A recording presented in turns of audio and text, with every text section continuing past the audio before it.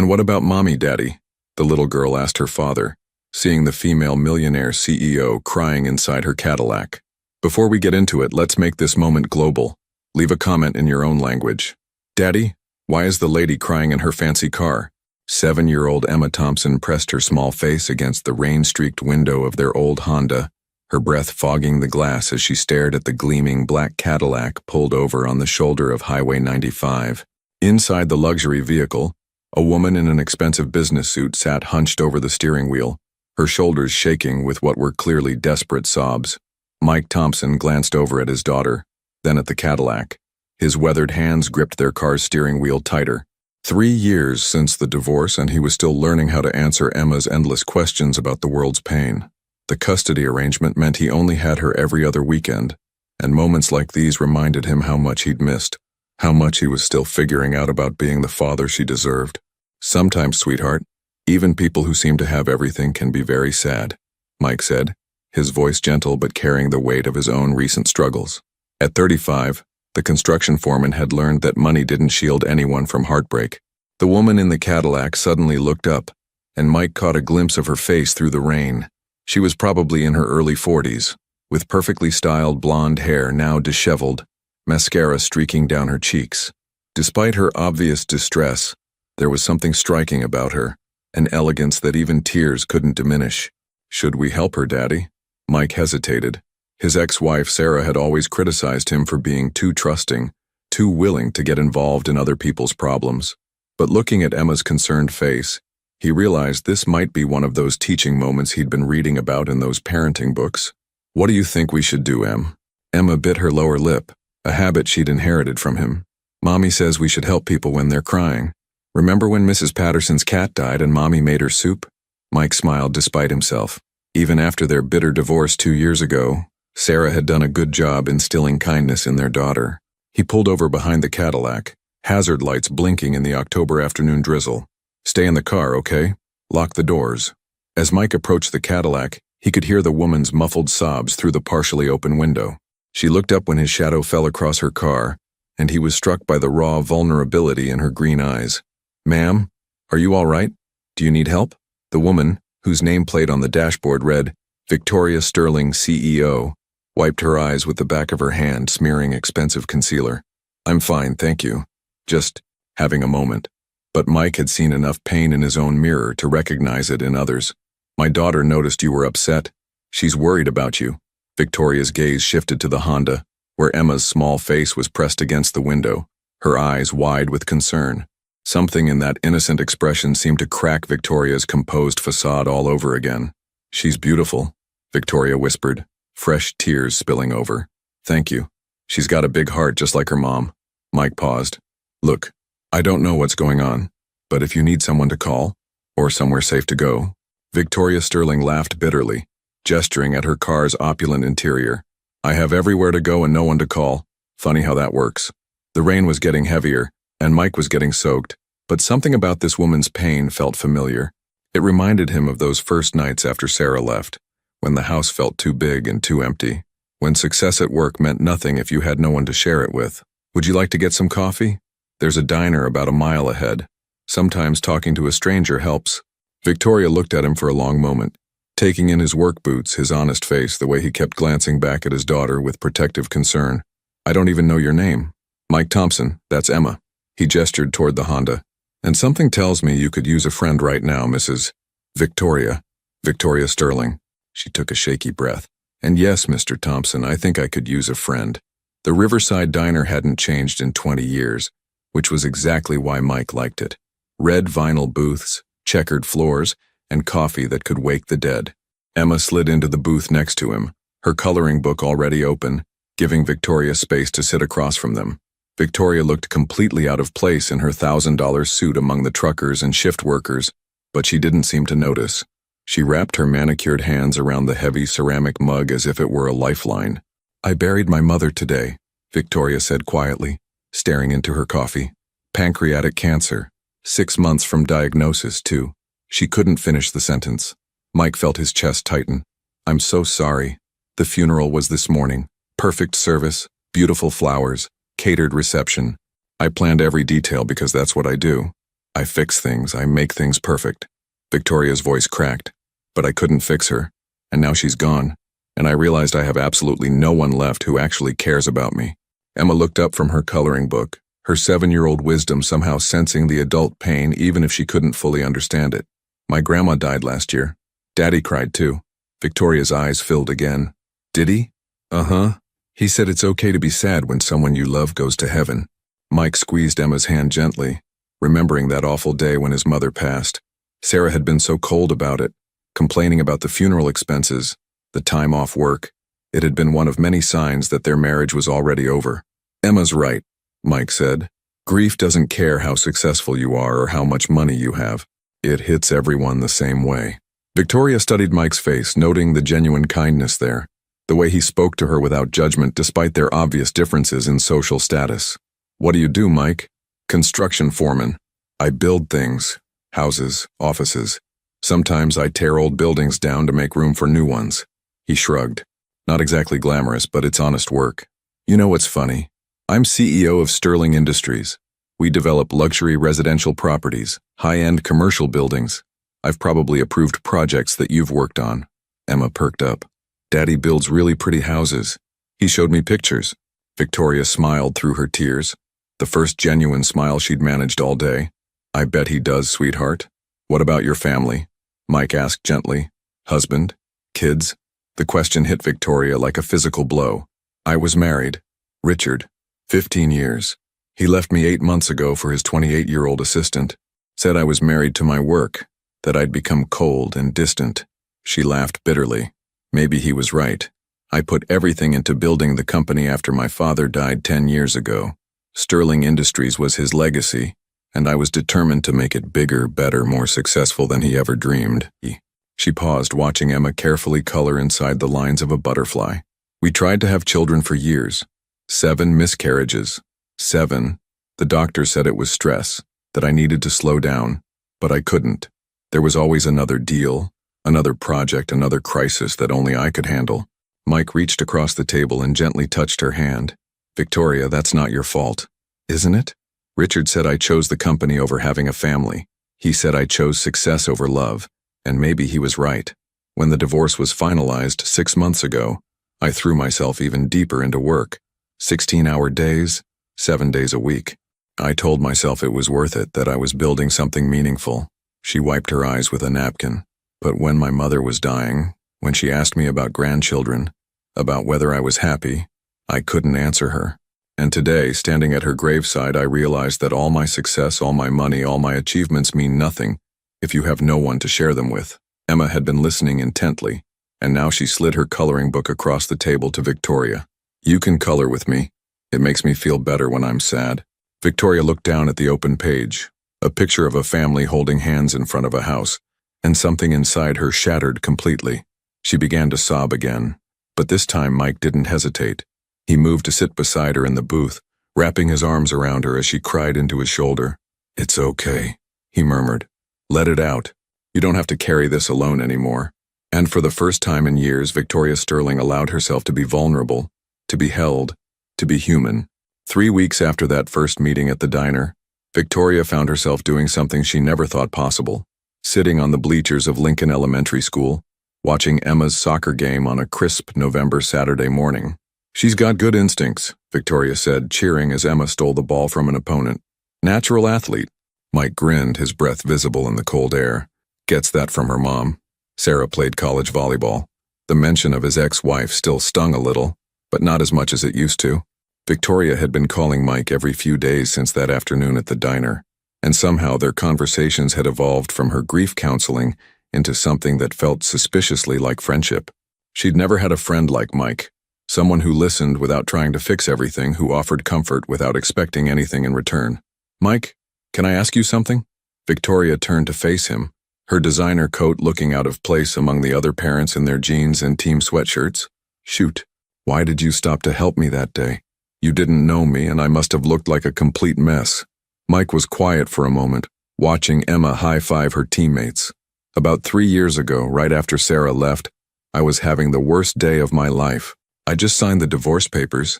Emma was crying because she didn't understand why Daddy wasn't living at home anymore, and I was sitting in my truck in the Home Depot parking lot, wondering how I was going to handle being a single dad. He paused, remembering. This old guy, probably 75, knocked on my window. I was crying like a baby, and he just asked if I was okay. Turns out his wife had left him 30 years earlier, and he recognized the look. We talked for 2 hours. He told me that the pain would get better, that being a good father was worth any sacrifice, and that sometimes God puts people in our path exactly when we need them. Victoria felt her throat tighten. What was his name? Frank Patterson. Lives about 6 blocks from me. Still calls to check on Emma and me every few weeks. Mike looked at Victoria with those kind brown eyes that had first drawn her in. I guess I figured maybe you needed someone to knock on your window. Emma scored a goal, and both adults jumped to their feet, cheering. As they settled back down, Victoria realized she was genuinely happy for the first time in months. Not successful, not accomplished, not achieving, just happy. I have a confession, Victoria said, pulling her coat tighter around her. I've been looking forward to these calls, these little meetings, more than anything else in my week. More than board meetings, more than closing million-dollar deals. Is that crazy? Mike's smile was warm and understanding. Not crazy at all. I've been looking forward to them too. After the game, they went to Emma's favorite ice cream shop despite the November chill. Emma chatted excitedly about her goal, while Victoria found herself studying Mike's interactions with his daughter, the way he listened to every word, the way he praised her effort more than her success, the way his whole face lit up when she laughed. Daddy, can Victoria come to our house and see my room? Emma asked. Chocolate ice cream smeared across her cheek. Mike and Victoria exchanged a look. They'd been careful to keep their friendship public. Diners, soccer games, school events. Victoria's house was a 12,000-square-foot mansion in the hills. Mike's was a modest 3-bedroom ranch in a working-class neighborhood. The contrast felt too stark, too likely to highlight their different worlds. I'd love to see your room, Emma, Victoria said, surprising herself with how much she meant it. An hour later, Victoria stood in Emma's small bedroom, taking in the hand-painted walls, Mike's work, the carefully organized books, the drawings taped to every surface. It was warm, lived in, loved, everything her own childhood bedroom had never been.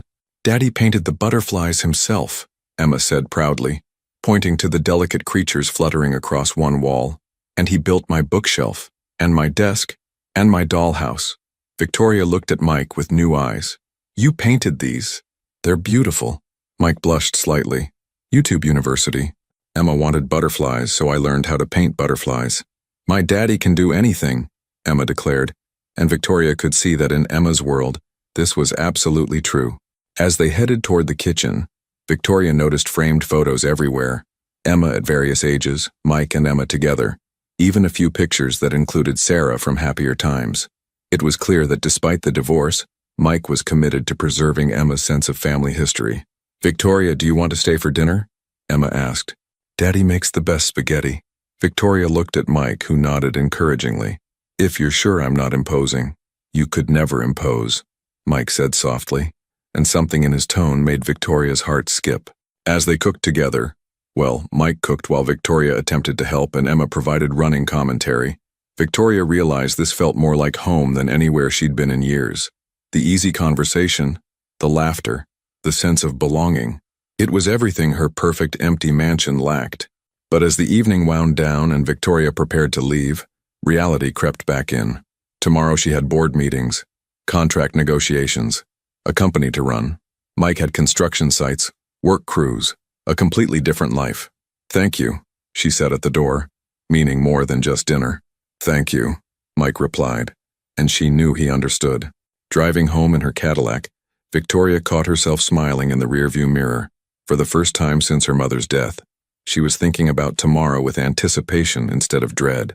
December arrived with an early snowstorm that shut down most of the city, but Victoria Sterling was still at her office at 9 p.m., reviewing quarterly projections by the light of her desk lamp.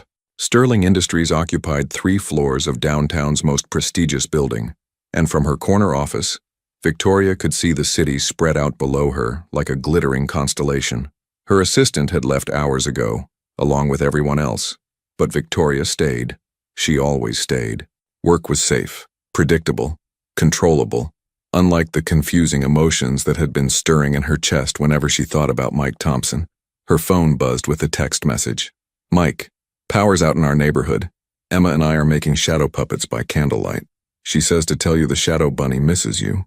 Victoria smiled despite herself, setting aside the contracts she'd been reviewing. Over the past month, these little messages had become the highlights of her days. Mike would send pictures of Emma's art projects, updates about soccer games, random thoughts that somehow always brightened her mood. She looked around her empty office, awards lining the walls, expensive furniture, everything perfect and cold, and made an impulsive decision. 20 minutes later, Victoria was standing on Mike's front porch, holding a bag from the city's most expensive Italian restaurant, and feeling more nervous than she had before any business presentation. Mike opened the door, his face lit by candlelight, and his surprised smile was worth every mile she'd driven through the snow. "Victoria, what are you doing here?" "I brought dinner. Figured you might be getting tired of peanut butter sandwiches by candlelight." Emma appeared behind her father, squealing with delight. "Victoria! Did you come to see our shadow show?" The next 2 hours were unlike anything Victoria had experienced. They ate expensive pasta by candlelight, watched Emma perform elaborate shadow puppet stories, and when Emma finally fell asleep on the couch, Mike and Victoria found themselves talking quietly by the fireplace. "Can I ask you something personal?" Victoria said, curled up in the corner of Mike's worn but comfortable sofa. "Always. Do you ever regret it? The divorce, I mean. Starting over, having to do everything alone?" Mike was quiet for a long moment, staring into the fire. "I regret that Emma had to go through it. I regret that I wasn't smart enough to see the problems coming, maybe fix them before it was too late. But regret the divorce itself? No." He turned to look at Victoria, the firelight casting shadows across his face. "Sarah and I wanted different things. She wanted the big house, the country club membership, the social status. She resented that I was just a construction worker, that I didn't have ambitions to be something more impressive. There's nothing wrong with construction work, Mike. You create things. You build homes where families make memories. That's more meaningful than most of what I do." Sarah didn't see it that way. She had plans for me to go back to school, get into management, maybe start my own company. When I said I was happy doing what I was doing, that I'd rather be present for Emma than chasing bigger paychecks, she said I lacked ambition. Victoria felt a stab of recognition. Richard said the same thing about me, but in reverse. He said I had too much ambition, that I cared more about success than about our marriage. "Did you?" The question hung between them. Victoria looked at Mike's honest face, at sleeping Emma, at the warm, loving home they'd created together with so little money but so much care. "I thought I did. I thought building the company, proving myself, living up to my father's legacy, I thought that was what mattered. But sitting here with you and Emma, I'm starting to think I got it all wrong." Mike reached over and took her hand. "You didn't get it wrong, Victoria. You just prioritized different things. There's nothing wrong with being successful, with being driven. The problem comes when you don't have anyone to share it with. Is that what you want? Someone to share things with?" The question slipped out before Victoria could stop it, and she immediately felt exposed, vulnerable in a way that terrified her. She was Victoria Sterling, CEO, master of her universe. She didn't ask needy questions about relationships, but Mike's thumb was tracing circles on her palm, and his eyes were warm and honest, and suddenly she didn't care about maintaining her professional facade. "I want what everyone wants," Mike said softly. "Love, partnership, someone who chooses me every day not because they have to but because they want to. Someone who sees Emma and me as a package deal and thinks that's a bonus, not a burden." Victoria's breath caught. "Mike, I know we're from different worlds, Victoria. I know you have responsibilities, a whole life that doesn't include guys like me. But these past 2 months getting to know you, seeing you with Emma, you're not the cold businesswoman your ex-husband described. You're kind and funny, and you care so deeply about everything. You just forgot how to let people see that side of you." The power chose that moment to flicker back on, flooding the room with harsh electric light. The spell of candlelight and confession was broken, and Victoria suddenly felt too exposed, too vulnerable. "I should go," she said, standing quickly. "It's late, and I have early meetings tomorrow." Mike stood too, confusion replacing the warmth in his eyes. "Victoria, did I say something wrong?" "No, it's not. I just need to think about everything." She was almost to the door when Emma's sleepy voice stopped her. "Victoria, are you leaving?" Victoria turned to see Emma sitting up on the couch, her hair mussed from sleep, looking small and confused. "I have to go home, sweetheart." "But why? Don't you want to stay with us?" The innocent question hit Victoria like a physical blow. Yes, she wanted to stay. She wanted to belong here, to be part of this warm, loving little family. But wanting something and being able to have it were two different things. I'll see you soon, okay? As Victoria drove home through the snow, her hands shaking slightly on the steering wheel, she tried to convince herself she'd made the right choice. She had a company to run, shareholders to answer to, a reputation to maintain. She couldn't just abandon everything for a fantasy of domestic happiness. But as she pulled into her empty mansion's circular driveway, she couldn't shake the image of Emma's confused face, or the memory of how right it had felt to hold Mike's hand by the fireplace. For the first time in her adult life, Victoria Sterling was discovering that success meant nothing if you were too afraid to reach for happiness. Victoria threw herself into work with renewed intensity after that snowy evening at Mike's house. She accepted every speaking engagement, scheduled back-to-back meetings, and stayed at the office until midnight every night. If she kept busy enough, she told herself, she wouldn't have time to think about the way Mike had looked at her by the fireplace, or the disappointment in Emma's eyes when she left. But Mike's texts kept coming and she found herself unable to ignore them completely. Mike, Emma made you a Christmas card. Can I drop it by your office? Mike, saw an article about your new hotel project in the paper. Emma says you're famous now. Mike, Emma asked if you're mad at us. I told her you're just busy, but she's worried. That last message arrived on a Friday afternoon in mid-December, and Victoria stared at it for 10 minutes before calling her assistant to cancel her evening appointments. She found Mike and Emma at the ice skating rink downtown, part of the Christmas festival that Victoria had sponsored for the past 5 years but never actually attended. Emma spotted her first, breaking away from Mike's steadying hand to skate over as fast as her 7-year-old legs could carry her. Victoria, you came. Daddy said you were too busy, but I knew you'd come. Emma crashed into Victoria's legs, nearly knocking her over, and Victoria felt her carefully constructed emotional walls crumble completely. Hi, sweetheart, I missed you. The words were out before she could stop them, and they were absolutely true. Mike skated over more cautiously, studying Victoria's face. You look tired. Thanks. That's exactly what every woman wants to hear, Victoria said, but there was no real bite to it. I mean, you look like you haven't been sleeping. Or eating enough. He was right. Victoria had been surviving on coffee and adrenaline for 2 weeks, telling herself she was too busy for things like regular meals or full nights of sleep. Can you skate? Emma asked, tugging on Victoria's coat. It's been a while. Daddy will help you, he's really good at everything. Mike offered Victoria his hand, the same gesture he'd made that first day on the highway, and after a moment's hesitation she took it. Victoria Sterling, who commanded boardrooms and negotiated million-dollar deals, was absolutely terrified of falling on her face in front of a 7-year-old and a construction worker. But as Mike steadied her on the ice, his strong hands gentle and patient, she realized this was exactly what she'd been avoiding. Not just skating, but the vulnerability of being a beginner, of needing help, of being human. I've got you, Mike said softly. I won't let you fall. They skated slowly around the rink, Emma darting ahead and circling back like an excited puppy, while Christmas music played and snow began to fall gently from the evening sky. Victoria hadn't felt this relaxed in months. Emma was really worried about you, Mike said as they glided along the boards. She kept asking if she did something wrong, if that's why you stopped coming around. Victoria's heart clenched. God, no, Emma didn't do anything wrong. She's perfect. Then what happened, Victoria? That night at my house, it felt like we were finally being honest with each other, and then you just disappeared. Victoria was quiet for several moments, focusing on not falling as they navigated a turn. I got scared. Of what? Of wanting something I can't have, of disrupting Emma's life, of failing at something that actually matters. She took a shaky breath. Of not being enough for you. Mike stopped skating so suddenly that Victoria nearly collided with him. Victoria, look at me. She reluctantly met his eyes, expecting to see pity or dismissal. Instead, she saw something that made her breath catch. You are enough, more than enough. These past 2 weeks without you. Emma isn't the only one who missed you. Before Victoria could respond, Emma skated up to them, cheeks flushed with cold and excitement. Are you guys fighting? You look serious. No, sweetheart, Victoria said, reaching out to adjust Emma's scarf. We're not fighting. Good, because I have something to tell you. Emma took a deep breath, clearly preparing for an important announcement.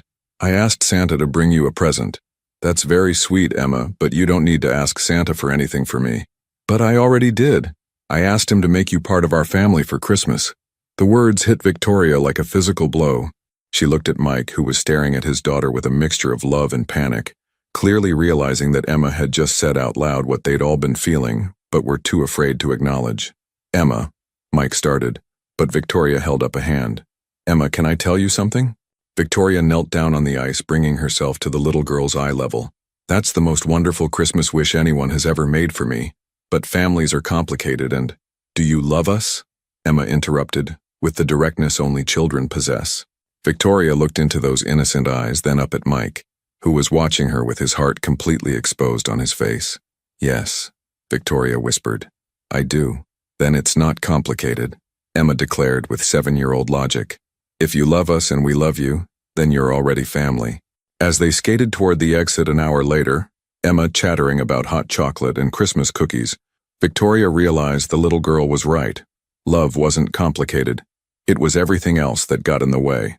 The question was whether Victoria was brave enough to stop getting in her own way. Walking to their cars in the parking lot, Mike caught Victoria's arm gently. "Victoria, what Emma said back there. I know it's not that simple, Mike. I know there are logistics to figure out, and Emma's custody arrangement with Sarah, and the fact that we live in completely different worlds. But," Victoria looked at him standing there in the falling snow, this good, honest man who had somehow become the center of her universe without her even realizing it. "But maybe it's worth figuring out." Mike's smile was like sunrise. "Yeah? Yeah." As Victoria drove home that night, she wasn't thinking about board meetings or quarterly reports. She was thinking about Emma's Christmas wish and the way Mike had looked at her when she said she loved them, and the possibility that maybe, just maybe, she could have both success and happiness. But first, she had a phone call to make. Christmas morning found Victoria Sterling in an unfamiliar position, sitting on the floor of Mike's living room in pajamas and a bathrobe, watching Emma tear through wrapping paper with the enthusiasm only a 7-year-old could muster. The past week had been a whirlwind of difficult conversations. Victoria had called Sarah first, nervous about overstepping boundaries, only to discover that Mike's ex-wife was remarkably supportive. "Mike's been happier these past few months than I've seen him since before our marriage fell apart," Sarah had said during their awkward coffee meeting. "And Emma talks about you constantly. If you make them happy, then I'm happy." It hadn't been quite that simple. There were logistics to work out, boundaries to establish, and Emma's schedule to consider. But Sarah's blessing had meant everything. The second call had been to Richard, her ex-husband, which had gone exactly as expected. "You're dating a construction worker? Victoria, have you lost your mind? What about your reputation? What will the board think?" "The board will think I'm a human being with a personal life," Victoria had replied, surprised by her own calm conviction. "And my reputation has never been stronger. Sterling Industries is having its best year ever. This is ridiculous. You're throwing away everything we built together for some fantasy of playing house with a blue-collar nobody." That's when Victoria had hung up. Richard's opinion no longer mattered to her, but his words had stung because they echoed her own fears. Was she giving up too much? Was she being naive? Those doubts had evaporated the moment she'd walked into Mike's house on Christmas Eve, and Emma had launched herself into her arms, squealing about how Santa had answered her wish. Now, watching Emma model the new soccer cleats Santa had brought her, Victoria realized she'd never experienced Christmas morning as part of a family. Growing up, Christmas had been elaborate but cold. Expensive presents opened in silence, formal breakfast served by staff, her parents more concerned with appearances than joy. "Victoria, look, Santa brought me a princess dress, but it's got pockets for my soccer ball." Emma spun around, demonstrating the dress's practical features. "That's perfect, sweetheart. You can be a soccer princess. Daddy says you used to play soccer in college. Will you teach me how to do that spinny kick thing?" Victoria laughed. "I think you mean a bicycle kick, and yes, I can try to teach you, though I'm pretty rusty." Mike emerged from the kitchen carrying a tray of coffee and hot chocolate, looking completely at home in his flannel pajama pants and thermal shirt. Victoria was still getting used to seeing him relaxed like this, without the slight tension he carried during their public outings. "Emma, you have one more present," Mike said, sitting down beside Victoria on the floor. "I do, but we already opened everything from under the tree." Mike handed Emma a small wrapped box. "This one's special, from Victoria." Emma's eyes went wide as she carefully unwrapped the box, revealing a delicate gold locket. Inside was a picture of the three of them from the ice skating rink, taken by a stranger who'd offered after seeing them laughing together. "It's beautiful," Emma breathed, running her small fingers over the locket. Will you help me put it on? As Victoria fastened the chain around Emma's neck, she felt Mike's eyes on her. They'd talked about this gift extensively, whether it was too much, too presumptuous, too permanent. But seeing Emma's joy made every worry disappear. Now I can keep you with me all the time, Emma said, admiring her reflection in the living room mirror. Emma, Victoria has something she wants to talk to us about, Mike said gently. Victoria's stomach clenched. They'd decided she should explain her decision today, but facing Emma's trusting face made it both easier and harder than she'd expected. Emma, you know how sometimes grown-ups have to make big decisions about their lives? Emma nodded solemnly. Well, I've made a decision about us, about our family. Victoria took a deep breath. I want to be part of your life, really part of it. But that means some things will have to change. What kind of things? Well, I'm going to keep running my company, but I'm going to work different hours so I can spend more time with you and your daddy. I'm going to come to more of your soccer games and help you with homework, and maybe sometimes you can spend weekends at my house. Emma's face lit up. You have a really big house, right? Daddy showed me pictures on his computer. I do, but you know what it's missing? What? A family to make it feel like home. Emma launched herself at Victoria again, this time knocking her completely over onto the carpet. Does this mean you're going to marry Daddy? Victoria felt her face turn red as Mike started laughing. Emma, we're taking things one step at a time. But you love each other, right? Victoria looked over Emma's head at Mike, who was watching her with those warm brown eyes that had first drawn her in. Yes, we love each other. Then you should get married. That's what people do when they love each other. It's not quite that simple, sweetheart, Mike said, scooping Emma up and settling her between them on the couch. Love is just the beginning. Marriage is a big decision that requires lots of talking and planning. Like when you plan your construction projects? Mike laughed. Something like that. Well, I think you should get married, and then we can all live together in Victoria's big house and I can have a soccer field in the backyard. Victoria caught Mike's eye and saw her own mixture of terror and excitement reflected there. Emma made it sound so simple, so obvious. Maybe that's because it was.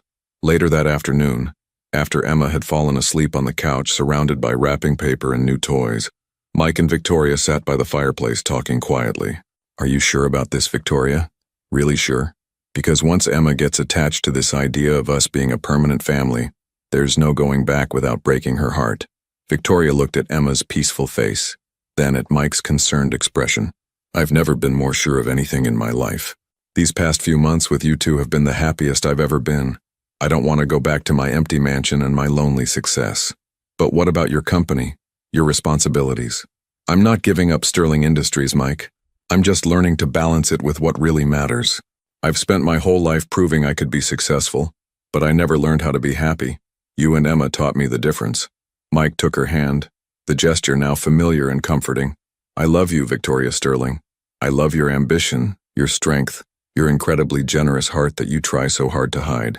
I love that you painted your nails to match Emma's for her soccer game, and that you cry during Disney movies, and that you're brave enough to want this even though it scares you. Victoria felt tears prick her eyes. I love you too, both of you, more than I ever thought possible. So what happens next? Victoria looked around Mike's cozy living room, at the family photos on the mantel, at Emma sleeping peacefully among her Christmas presents. Next, we figure out how to blend our lives together. It won't be easy. We'll have to navigate custody schedules and board meetings and probably some judgment from people who don't understand. But Emma's right about one thing. What's that? Love really isn't that complicated. Everything else we can figure out as we go. Mike leaned over and kissed her softly, and Victoria realized that for the first time in her adult life, she was exactly where she belonged. Success hadn't brought her happiness, but love just might. As snow began to fall outside the windows, Victoria Sterling, CEO, businesswoman, and now part of a real family, closed her eyes and made a Christmas wish of her own, that this feeling of home would last forever. But even in her happiness, she had no idea that the real test of their love was still to come, and that sometimes the biggest obstacles to happiness come from the people who claim to love you most. 6 months later, Victoria stood in the hallway of Lincoln Elementary School, her heart pounding as she waited for Emma's parent-teacher conference.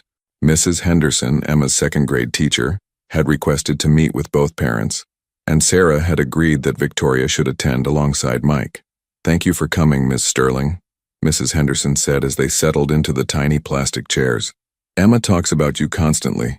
You've clearly become very important to her." Victoria felt a warm flush of pride mixed with nervousness. Over the past half-year, she'd slowly integrated into Emma's daily life, helping with homework, attending soccer practices, even volunteering for the school bake sale.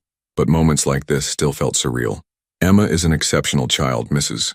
Henderson continued, "but I'm concerned about some recent behavior changes. She's been distracted in class, asking repeatedly when you and Mr. Thompson are getting married." Mike shifted uncomfortably. "We've explained that adults need time to make those decisions." "Of course. But Emma seems to have created a narrative in her mind about your family becoming permanent, and she's been telling other children that Ms. Sterling is going to be her new mommy." Victoria felt her stomach drop. Has this caused problems with Sarah? Actually, Emma's mother seems supportive. The issue is that Emma has become fixated on the idea of a wedding. She's drawn pictures, planned the ceremony, even asked me if she can write about it for her creative writing assignment. After the conference, Mike and Victoria sat in his truck in the school parking lot, both processing what they'd learned. "We need to talk to her," Mike said finally. "About what?" "About how we're both terrified to take the next step even though we love each other." Mike turned to look at Victoria. "Are we being fair to her? Letting her hope for something we might not be ready for? I don't know. I just know that every time I think about walking away, about going back to my old life, I feel sick. But every time I think about marriage, about legally binding our lives together, I panic. Because of Richard? Because of failure? Because I've never been good at being someone's partner? Because what if I'm too set in my ways, too focused on work, too damaged from my first marriage?" Mike reached over and took her hand. "Victoria, you've changed more in the past 6 months than most people change in years. You've learned to put Emma first, to be present, to be part of a team. You're not the same person who married Richard. But what if it's not enough? What if 6 months from now you realize you made a mistake? What if Emma gets hurt because we rushed into something?" Before Mike could answer, his phone rang. Sarah's name appeared on the screen. "Mike, we need to talk." Sarah's voice was tense even through the speaker. "It's about Emma and Victoria." They met Sarah at a coffee shop near her office. Victoria had always gotten along well with Mike's ex-wife, but something in Sarah's demeanor felt different today. Cooler, more guarded. "I got a call from my mother today," Sarah began without preamble. "She's been talking to Richard." Victoria felt the blood drain from her face. "Richard? My ex-husband Richard? Apparently he's been asking questions about you, about your relationship with Mike, about Emma. He contacted my mother through some mutual acquaintance, said he was concerned about your judgment." "That son of a—" Mike started, but Victoria held up a hand. "What did he say exactly?" Sarah looked uncomfortable. "He implied that you were having some kind of midlife crisis, that you were using Emma and Mike to fill a void left by your failed marriage and inability to have children. He suggested that when the novelty wore off, you'd abandon them both." Victoria felt like she'd been slapped. Every insecurity she'd been carrying rushed to the surface. "Sarah, you don't believe that, do you?" Mike asked. "No, I don't. But Richard was very convincing, and my mother is now worried about Emma getting too attached to someone who might not stick around." "He has no right," Victoria began, but Sarah interrupted. "Actually, he does have a point about one thing. Emma is 8 years old, and she's been through enough disruption with our divorce. If you and Mike aren't serious about a permanent future together, then maybe you should step back before she gets hurt." The words hit Victoria like a physical blow. "You want me to leave? I want you to be honest about your intentions. Are you planning to marry Mike, or are you just playing house until something better comes along?" Victoria looked at Mike, whose face had gone pale. The question hung in the air between them, loaded with months of unspoken fears and uncertainties. "I love Mike," Victoria said quietly. "I love Emma. But I won't make promises I'm not sure I can keep just to satisfy everyone else's timeline." "Then maybe Richard is right," Sarah said, standing up. "Maybe Emma does need some distance until you figure out what you want." As Sarah walked away, Victoria felt her carefully constructed new life beginning to crumble.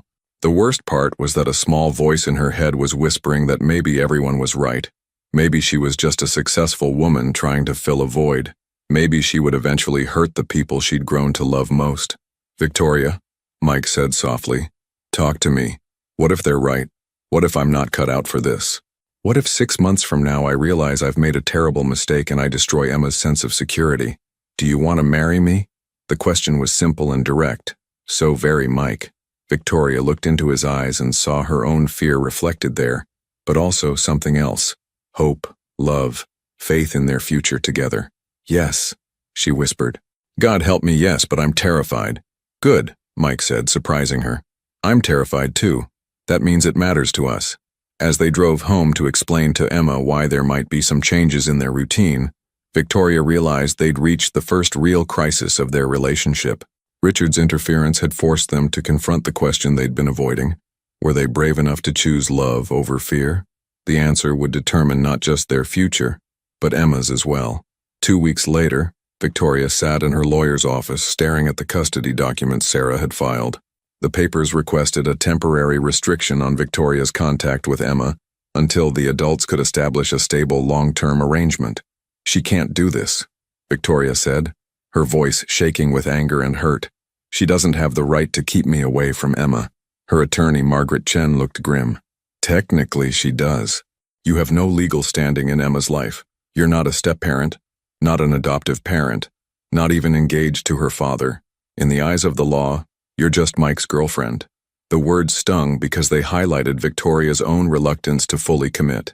She'd been so afraid of rushing into marriage that she'd left herself completely vulnerable. What are my options? Realistically, you need to either step back completely or move forward with marriage plans. Sarah's petition specifically states that she's not opposed to Emma having a relationship with you if you become her legal stepmother, but she's concerned about the instability of an undefined relationship. Victoria left the lawyer's office feeling defeated. She'd spent her entire career making strategic decisions, but when it came to her personal life, she felt completely out of her depth. Her phone buzzed with a text from Mike. Emma keeps asking where you are. I told her you were busy with work, but she's getting suspicious. We need to talk. They met that evening at the park where they'd first taken Emma to play after meeting at the diner. It felt like a lifetime ago, though it had only been 8 months. She cried herself to sleep last night, Mike said without preamble. She thinks you don't want to see her anymore. Victoria's heart shattered. Of course I want to see her. I miss her so much I can barely function. Then what are we doing, Victoria? Are we going to let Sarah and your ex-husband dictate our lives? Are we going to let fear win? It's not that simple, Mike. If we get married just to satisfy other people, if we rush into something we're not ready for, who says we're not ready? Mike interrupted. We've been living like a family for months. We've navigated holidays, homework, soccer games, bedtime stories. We've handled Emma's questions about her place in your life, my concerns about your work schedule, your fears about being a stepmother. What exactly are we waiting for? Victoria was quiet for a long moment, watching children play on the swings while their parents chatted nearby. Normal families, she thought, with normal problems. I'm waiting for the guarantee that I won't mess this up, she admitted. I'm waiting to feel confident that I can be the wife you deserve and the mother Emma needs. I'm waiting to stop being terrified that I'll choose work over family when the pressure gets intense. Victoria, look at me. She turned to face him, seeing the man who had become her anchor, her safe harbor, her home. There are no guarantees. Sarah and I thought we had guarantees, and look how that turned out. But you know what I've learned? Love isn't about guarantees. It's about choosing each other every single day, even when it's hard, even when you're scared, even when you don't know what the future holds. But what if we get married and it's the best decision we ever make? What if Emma gets the stable, loving family she deserves? What if you discover that you're exactly the mother you were meant to be? What if we stop being so afraid of failing that we miss out on succeeding?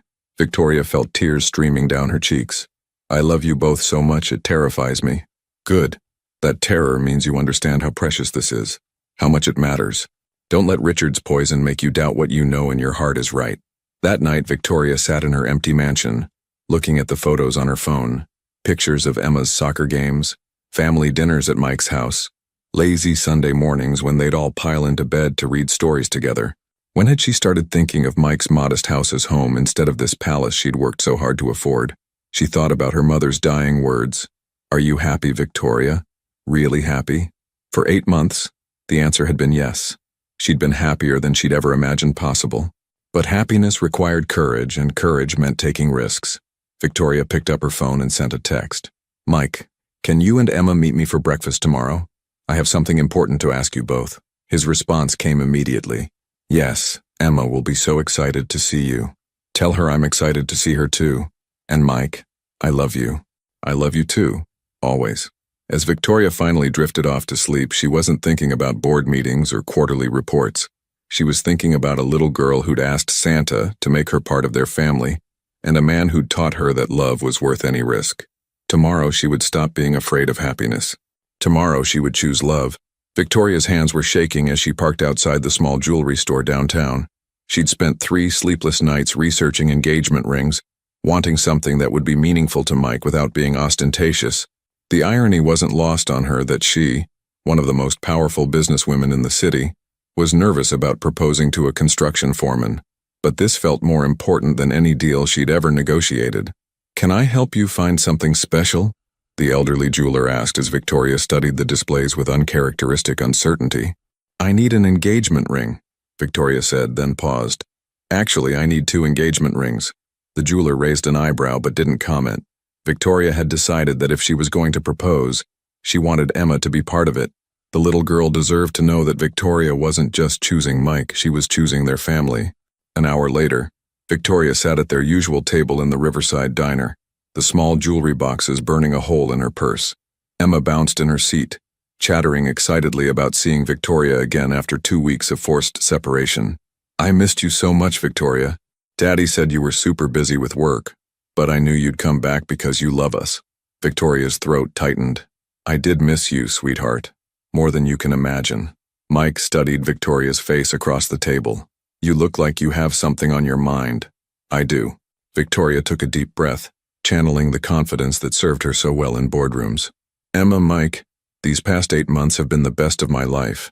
You've taught me what family really means, what love looks like in action, what it feels like to be truly happy." Emma's eyes grew wide, sensing something important was happening. "I know there have been complications lately, people questioning whether we're serious about our future together. I want to answer that question right now, in front of both of you." Victoria reached into her purse and pulled out the 2 small boxes, setting them on the table. Emma gasped. "Mike Thompson," Victoria said, her voice steady despite her racing heart. "You are the kindest, most honorable man I've ever known. You've shown me what real strength looks like, not the kind that builds companies, but the kind that builds character. You've taught me that success means nothing without someone to share it with." She opened the first box, revealing a simple but elegant platinum band. "Will you marry me?" Mike's eyes filled with tears as he stared at the ring, then at Victoria's hopeful face. "Victoria, wait, I'm not finished." Victoria turned to Emma, opening the second box to reveal a small heart-shaped pendant on a delicate chain. "Emma Thompson, you asked Santa to make me part of your family, and that's exactly what I'm asking for now. If your daddy says yes, will you let me be your stepmom? Will you help me learn how to be the best mother I can be?" Emma launched herself across the table into Victoria's arms, nearly knocking over their coffee cups. "Yes, yes. I knew you'd want to be my real mom." Through her tears, Victoria looked at Mike, who was staring at them both with an expression of pure love and amazement. "You're proposing to me," he said wonderfully. "I am. I know it's unconventional, but nothing about our relationship has been conventional. I spent weeks being afraid to take this step, afraid I wasn't good enough, afraid I'd fail at being a wife and mother. But I realized that fear was just another form of selfishness." She reached across the table and took his hand. "Mike, I can't promise I'll be perfect. I can't promise I won't sometimes work too late or struggle with putting family first. But I can promise that I'll choose you and Emma every single day. I can promise that I'll love you both with everything I have." Mike picked up the ring with trembling fingers. "This is really happening. Only if you say yes." Mike slipped the ring onto his finger and it fit perfectly. "Yes, Victoria Sterling, I'll marry you, we'll marry you." The other diner patrons had started paying attention to their table, and when Mike kissed Victoria across the table while Emma cheered, the entire restaurant burst into applause.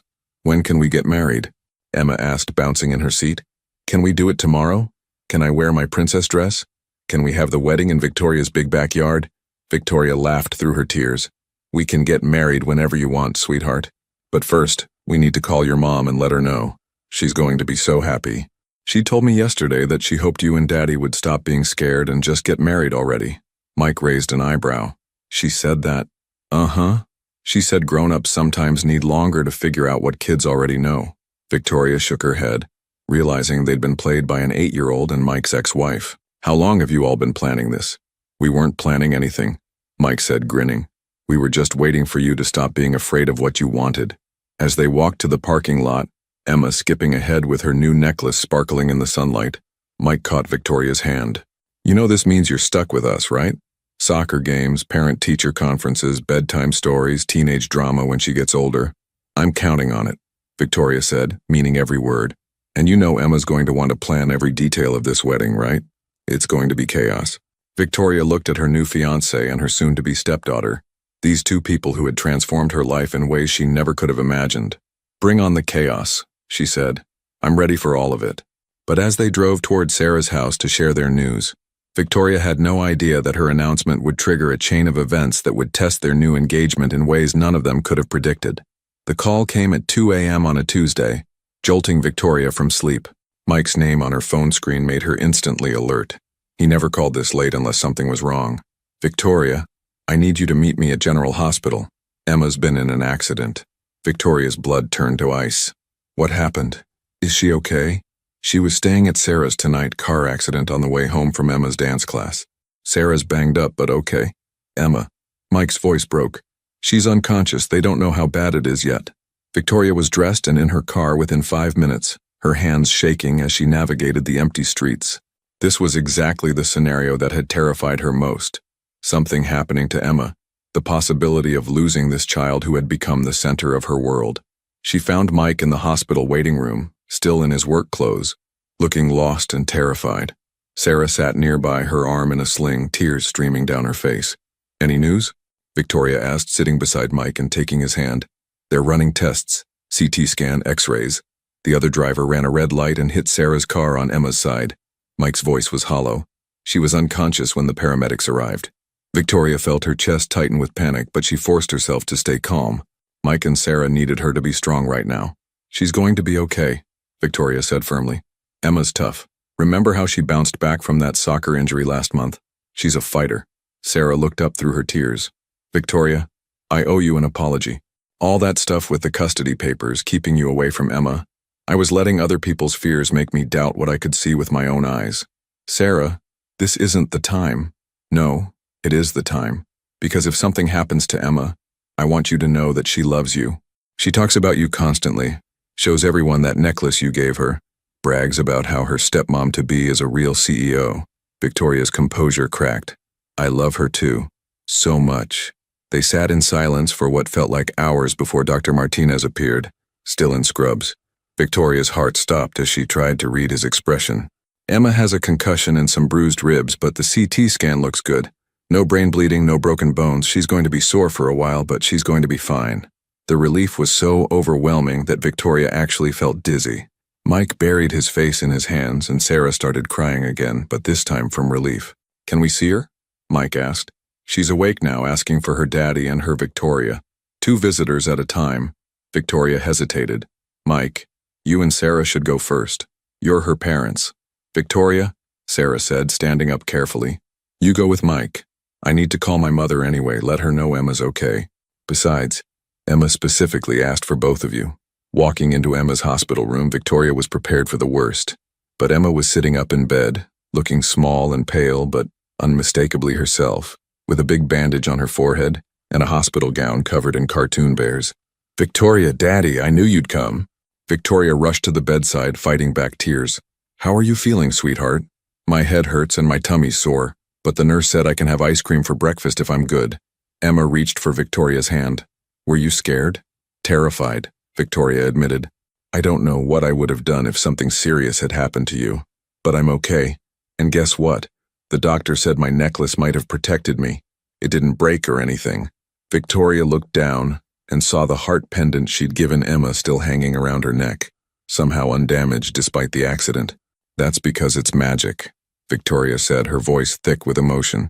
It's full of love, and love protects the people we care about most. Over the next 2 days, as Emma recovered in the hospital, Victoria barely left her side. She canceled board meetings, delegated urgent decisions to her assistant, and for the first time in her career, put everything else aside to focus on what truly mattered. On the second night, as Emma slept peacefully and Mike dozed in the uncomfortable hospital chair, Victoria stood at the window looking out at the city lights. She thought about the woman she'd been 8 months ago, successful but lonely, driven but empty. That woman would have been devastated by this experience, not because she loved Emma, but because she wouldn't have had Emma to love. Daddy? Emma's sleepy voice broke the silence. Is Victoria still here? I'm right here, sweetheart, Victoria said, returning to the bedside. Good. I had a scary dream that you went away because I got hurt and you didn't want to deal with hospital stuff. Victoria's heart clenched. Emma, listen to me. I will never, ever leave you, because things get difficult. When people love each other, they stick together through scary times, through hurt times, through all the times. That's what families do. Promise? I promise. You're stuck with me forever, whether you like it or not. Emma giggled weakly. I like it. I love you, Victoria. I love you too, baby girl, so much. As Emma drifted back to sleep, Mike reached over and squeezed Victoria's hand. Thank you, he whispered. For what? For being exactly the mother she needs. For proving that love isn't about biology or legal papers. It's about showing up, staying put, and choosing each other every day. Victoria looked at this man who had taught her what real love looked like, at the child who had shown her what unconditional love felt like, and realized that sometimes it takes a crisis to show you what you're really made of. She'd passed the test. They all had, and now nothing would ever shake her faith in their family again. 3 months after Emma's accident, Victoria stood in her master bedroom closet staring at 2 wedding dresses. The elaborate designer gown she'd originally chosen seemed ridiculously formal now, while the simple cream-colored dress Emma had picked out felt perfect. You're overthinking this, Sarah said from behind her.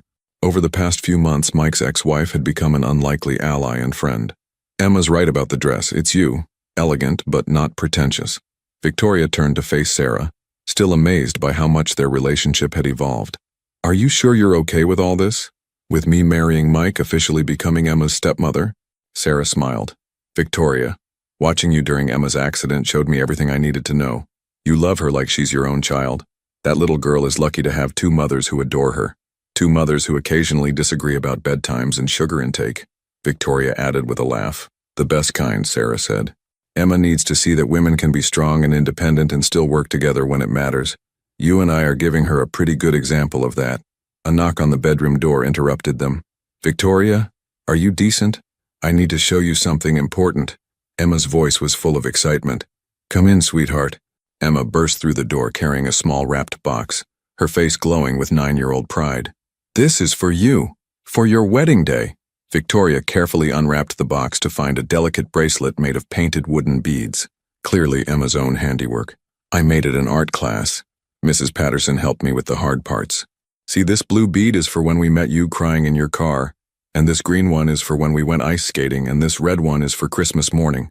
Victoria examined each carefully painted bead as Emma explained its significance, realizing the child had created a timeline of their relationship. The last bead was white with a tiny heart painted in gold. And this one is for today when you marry Daddy and officially become my stepmom. Emma bounced on her toes. Do you like it? Victoria's eyes filled with tears as she fastened the bracelet around her wrist. Emma, this is the most beautiful gift anyone has ever given me. I'll wear it every day to remember how we became a family. Really? Every day? Every single day. It's perfect. An hour later, Victoria walked down the aisle of the small chapel, her heart full as she saw the faces of everyone who mattered. Mike's construction crew filled 2 rows, along with colleagues from Sterling Industries who had become genuine friends, rather than just business associates. Frank Patterson, the elderly neighbor who had first encouraged Mike, sat in the front row beaming. But it was Emma who stole the show, walking ahead of Victoria as the flower girl in a dress that perfectly matched Victoria's, her face radiant with joy as she scattered rose petals with dramatic flair.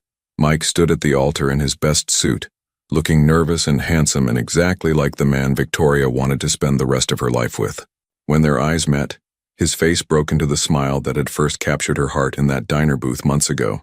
Dearly beloved, the minister began, but Emma interrupted. Wait, I have something to say first. Victoria and Mike exchanged amused glances as Emma stepped forward, clearly having prepared remarks.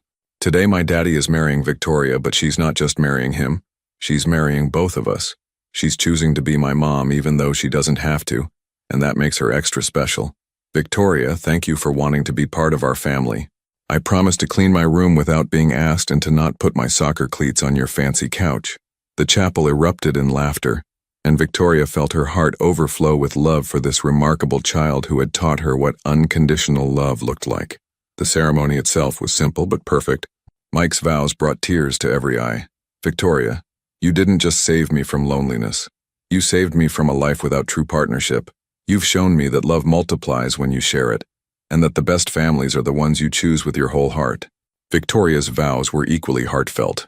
Mike, you taught me that success without love is just expensive loneliness. Emma, you showed me that being a mother isn't about biology. It's about showing up, staying put, and loving without conditions. I promise to be the wife and mother you both deserve, to choose our family every single day, and to never take for granted the miracle of belonging somewhere. When the minister pronounced them husband and wife, Emma cheered so loudly that she nearly drowned out the traditional kiss. As the new family walked back down the aisle together, Victoria caught sight of her reflection in the chapel windows. She was glowing with happiness, her expensive bracelet of painted wooden beads the perfect accessory for her simple dress. At the reception, held in the backyard of Victoria's mansion, which Emma had correctly predicted would be perfect for parties, Victoria found herself surrounded by a mixture of construction workers and business executives, all celebrating together without any awkwardness. You did good, Victoria, Frank Patterson said, appearing at her elbow with a glass of champagne. That little girl's been bragging about her new mom to anyone who'll listen. Victoria looked across the yard where Emma was teaching some of Mike's younger cousins how to play her favorite soccer tricks, her new stepmother's diamond ring catching the sunlight as she gestured enthusiastically. I'm the lucky one, Frank. They saved me from a life I thought I wanted, but that was slowly killing my soul.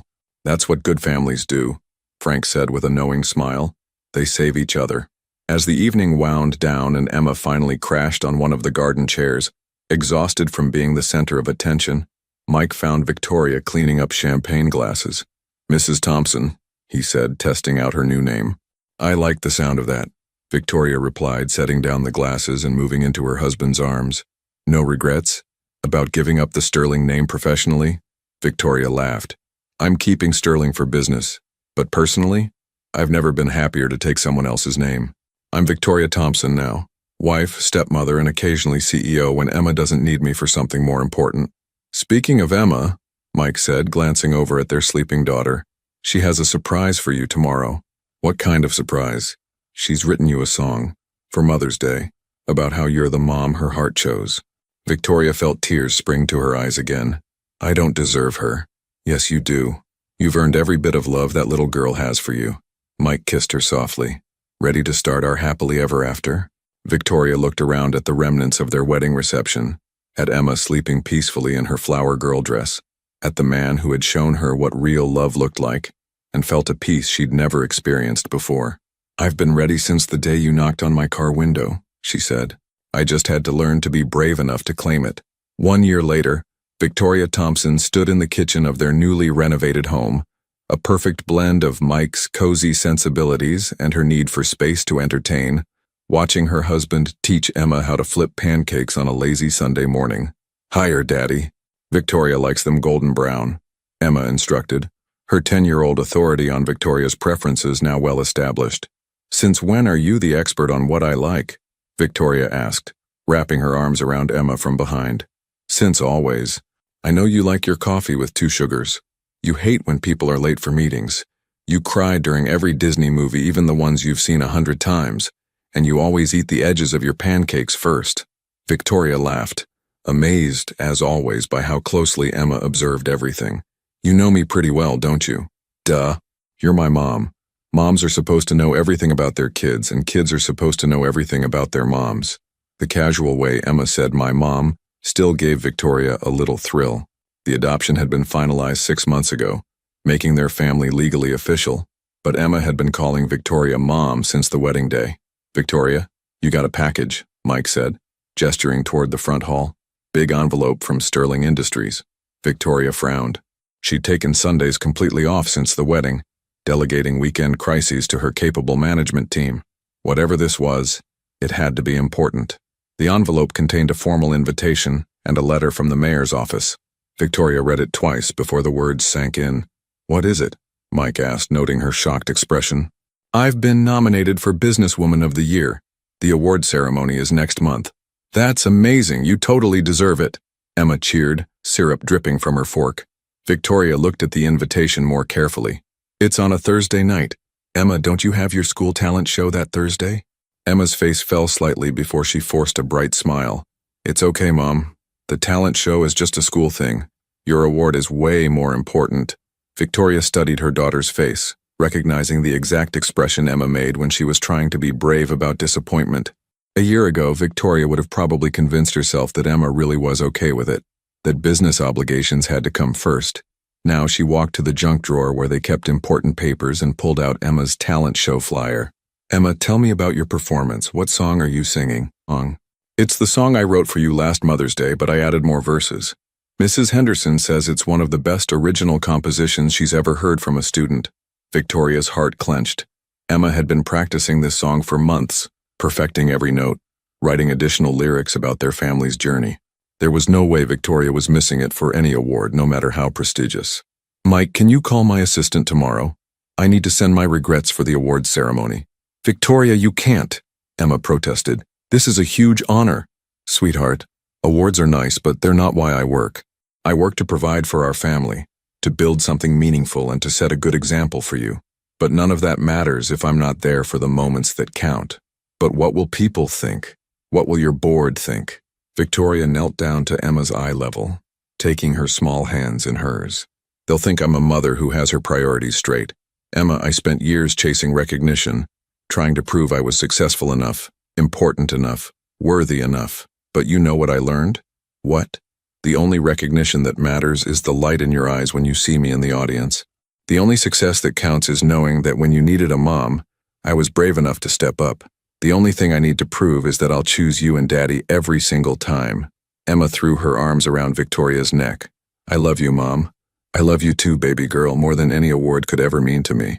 The night of Emma's talent show, Victoria sat in the front row of the school auditorium, wearing the wooden bead bracelet Emma had made for her wedding day, and feeling prouder than she'd ever felt at any business function.